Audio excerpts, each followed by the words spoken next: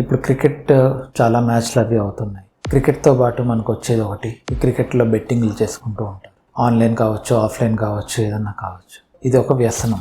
ఇప్పుడు మందుకు బానిసలు అవుతారు, వేరే మత్తు పదార్థాలకు బానిసలు అవుతారు. అలాగే ఈ బెట్టింగ్ కూడా వేలు, లక్షలు, కోట్ల దాకా వెళ్ళిపోయి జీవితాలు నాశనం చేసుకునే వాళ్ళని చాలా మంది మేము చూస్తూ ఉంటాం. రోజు ఏంటంటే ముందు సరదాగా ఫన్గా ఉంది, ఒకసారి పెడితే పోలే, లేకపోతే మా ఫ్రెండ్స్ అందరూ పెడుతున్నారు నేను కూడా ట్రై చేద్దాం అని అలా మొదలెడతారు. తర్వాత ఏదో ఒకసారి గెలవడం ఏదో జరుగుతుంది. ఇదేదో బాగానే ఉంది, ఈజీగా మనీ వస్తుందనో, లేకుంటే నాకు దీని నుంచి ఏదో ఎగ్జైట్మెంట్ వస్తుందని చెప్పు తర్వాత అది ఫ్రీక్వెంట్గా బెట్టింగ్లోకి వెళ్ళిపోవడం జరుగుతుంది. అండ్ ఇది ఇలాగే జరిగి తర్వాత నేను గెలవట్లేదు, నా డబ్బులన్నీ పోతున్నాయి, నా ఆదాయం అంతా పోయింది, నేను ఇంకా అప్పుల్లో కూడా పూడుకుపోయాను, అయినా సరే కూడాను అది నుంచి బయటకు రాలేకపోతున్నాను స్టేజ్ దాకా వెళ్ళిపోయి ఆస్తులన్నీ పోగొట్టుకుని, ఉద్యోగాలు పోగొట్టుకుని, రిలేషన్షిప్స్ అన్ని పాడు చేసుకుని అసలు జీవితం అంతా శూన్యం అయిపోయేదాకా వెళ్ళిపోతూ ఉంటారు. అండ్ అయినా కూడా దాని నుంచి బయటకు రాలేకపోతున్నానని, ఎక్కడికి వెళ్ళాలి, ఏం చేయాలి, ఎలాగా దీని నుంచి బయటపడాలనే ఒక హెల్ప్లెస్నెస్లోకి వెళ్ళిపోతాం చాలా ఫ్రీక్వెంట్గా చూస్తూ ఉంటాం.